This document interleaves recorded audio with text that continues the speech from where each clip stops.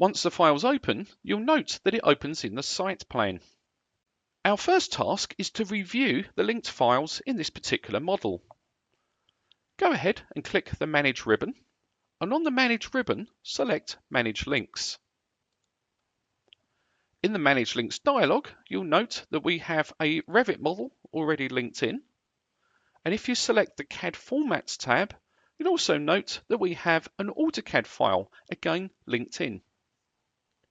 Go ahead and click OK. We're going to begin the process by copying the levels from the architect's model.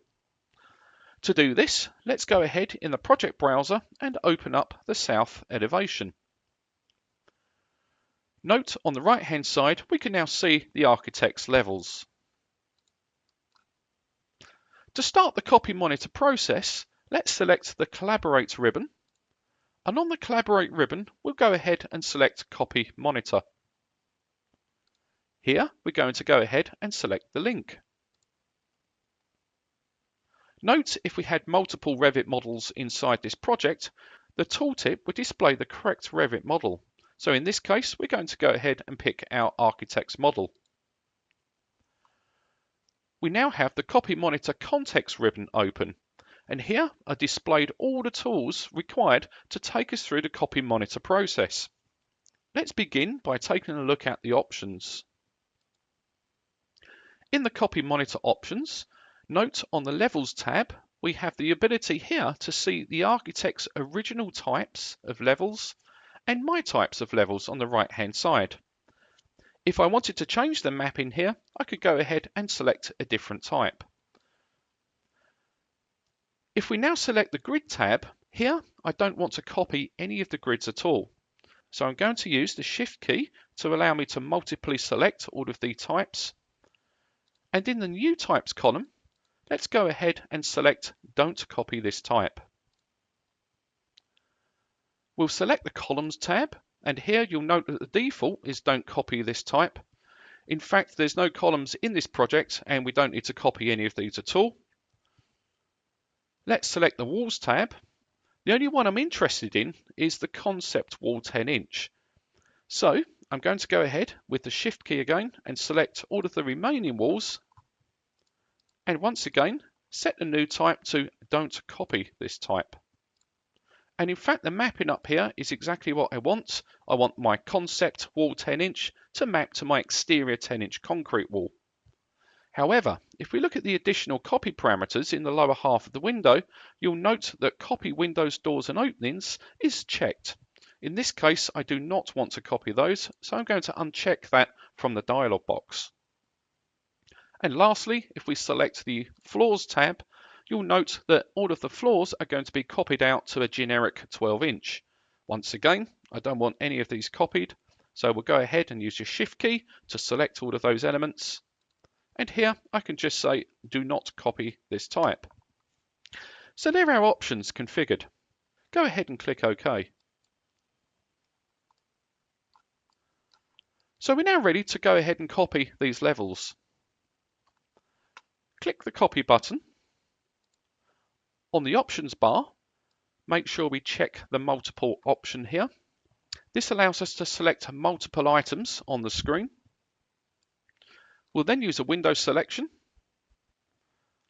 And just to ensure that I'm copying only levels, you'll note that we have filter selection again on the options bar.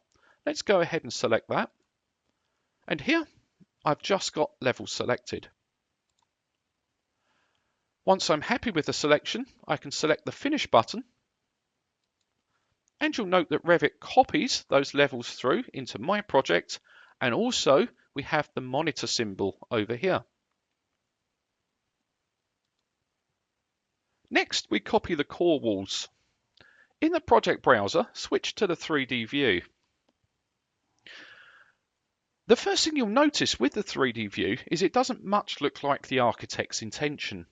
The reason for this is our structural template is dictating the visibility of these architectural elements. To get this looking more like the architect's intention, we'll utilize visibility graphic overrides. Click on the View ribbon and then select Visibility Graphics. In the dialog box, select the Revit Links tab. Note here that the display settings are set by host view. We'll change this to by linked view. If the architect's model has multiple 3D views configured, we could select the relevant one from the list. Here we only have one view. Click OK and OK again. And you'll note here the Revit model now looks just like the architect's model. So let's now copy the core walls. Note on the ribbon, we already have the Copy Monitor context ribbon active. Once again, we'll select the Copy tool,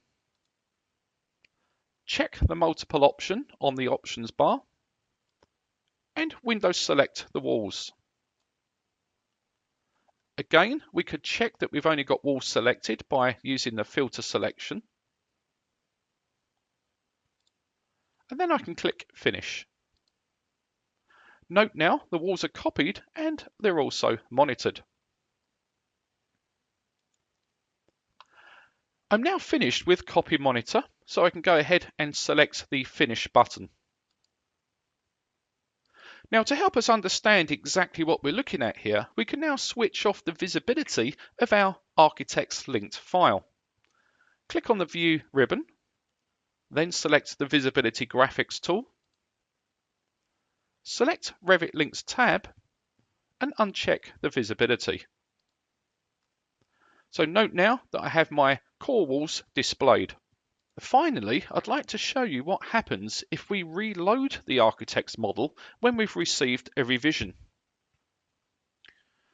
Select the Manage ribbon and then Manage Links. In the Manage Links dialog box, in the Revit tab, you'll note that we have our original architect's model. Here, we're going to go ahead and reload from. Let's go ahead here and select 002 Architect's Revit Model v2.0. Once the model's loaded, you'll note that Revit comes up with a warning saying that the instance of this linked model needs a coordination review. So we'll say OK to the Manage Links dialog. Before we can select the link, we'll now need to reinstate the visibility of our architect's model. So we can go to the View ribbon, select Visibility Graphics, select the Revit Links tab, and make sure it's visible. Now we'll select the Collaborate ribbon and select Coordination Review. Click Select Link and pick the linked file. Note now in the Coordination Review dialog, we can see here that we have a level moved by 1 foot. And also here we have a wall center line that's moved and is different. If we zoom into the model behind here, we can see the change. So this is the original wall. Here is the new position in V2.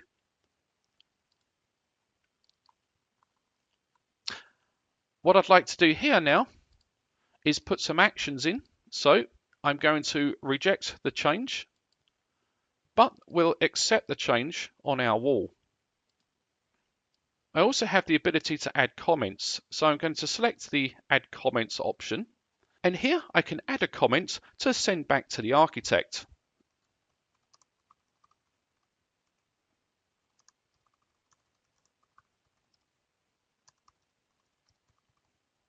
So I've put a comment in here, roof levels need to remain unchanged. I can then select OK to the Edit Comments dialog box, and here I could create a report. The report is simply saved as a HTML file. I could email this to the architect. What you'll also notice here is we have an element ID for each of the elements that have changed. The architect can simply select those elements by the element ID to identify the elements that I'm referring to.